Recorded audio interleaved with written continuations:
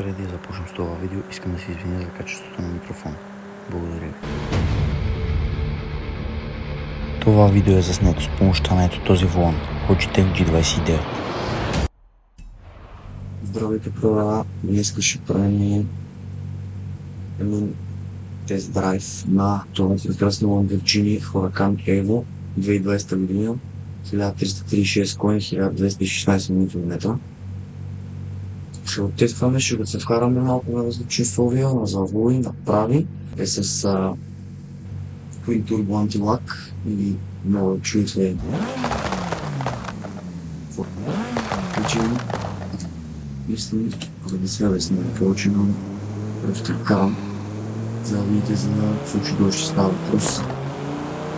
Само при прескучване 4000 оборота, вижте, пускам гъста, картечници, давам газ, пускам я, това на 3500 оборота на втора с 30.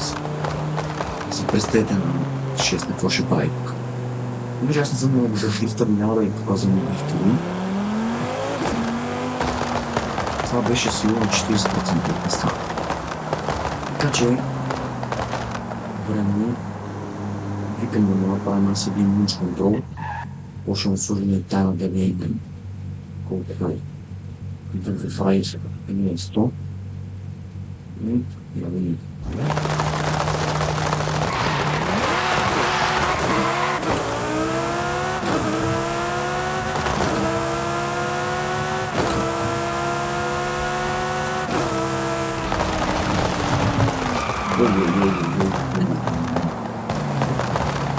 Аз викам да ви покажем една дълга количка,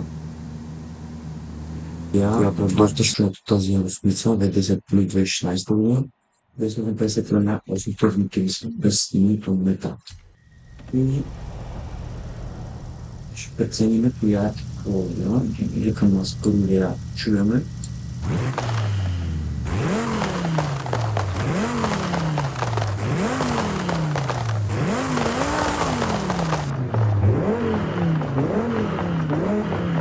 Тази 210 сила.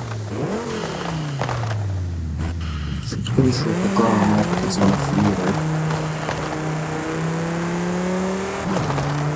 Усещам, че вървим по-малко от Lamborghini-то на самото дърпане на ускорението свирето, защото Lamborghini-то върти гуми. Аз викам, че и тук има прекрасно место за лънч контрол.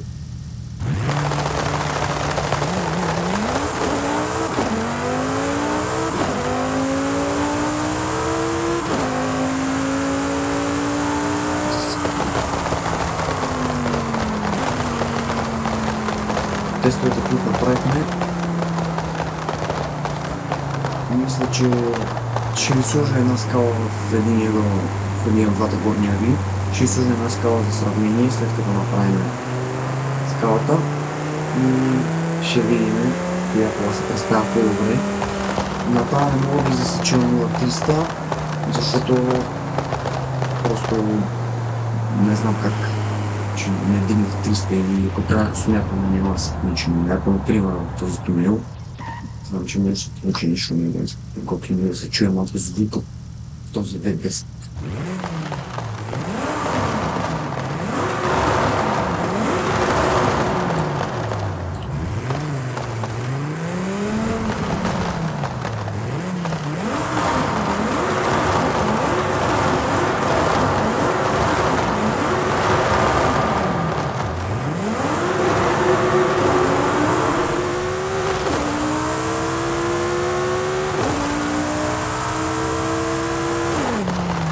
Така, прикольно.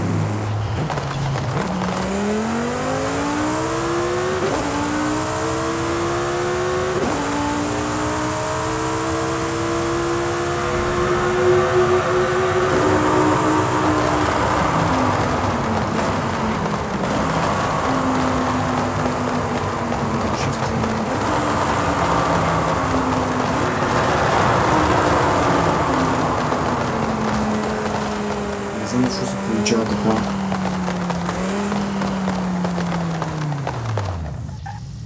Защо се получава така, че всички коли с антилак гърмат като на нормални, но това е за да няма лак, защото очевидно антилак. И това между другото ми е една от първите коли, с четвърката 2006 година.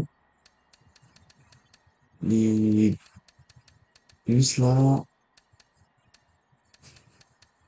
поне не се пробва някой JDM, мисля пробва нещо американско, да чуем малко суперчарджер как вие. Затова мисля, че ще е перфектният избор. Ето този Dodge, който аз съм платил 1004 мм, 2015 години. Това, като се сминчава, когато давате един суперчарджер и да ги изпълня на пълно и повече. Отзад се чува типичен американски звук.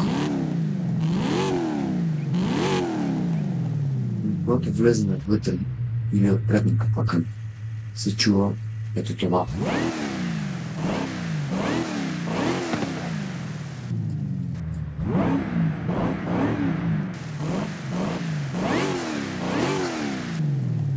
Така че мисля много по-карални.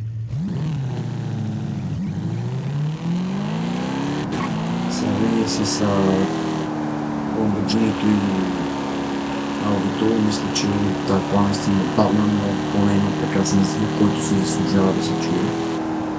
Мисля, че този тунел е перфектното място за това.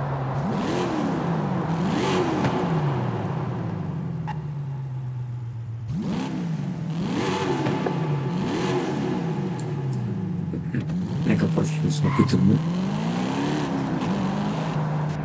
Ще караме така, защото също отбърни, за да се чуе внимание с суперчарджера.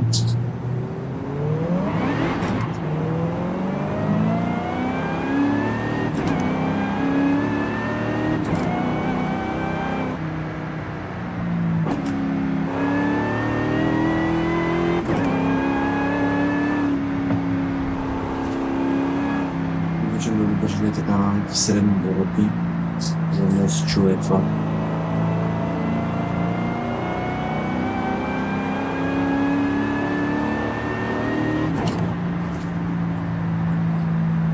Само направим едно 0-100. Няма как да го замерим на 0-300.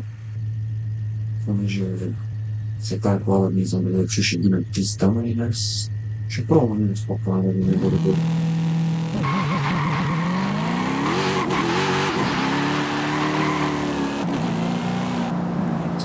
Тиго се фълнат, като правя тиго не те може да са.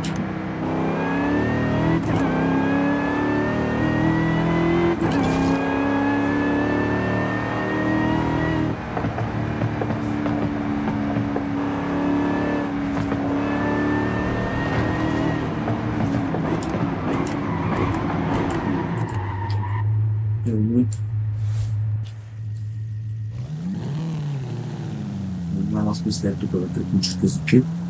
Надявам се този клип да ви харесва, ако така, може да гледате за канала. Да ударите една камбанка за YouTube алгоритма. И това беше от мен и от моите три прекрасни коли. Ще видим следващия клип. И това е.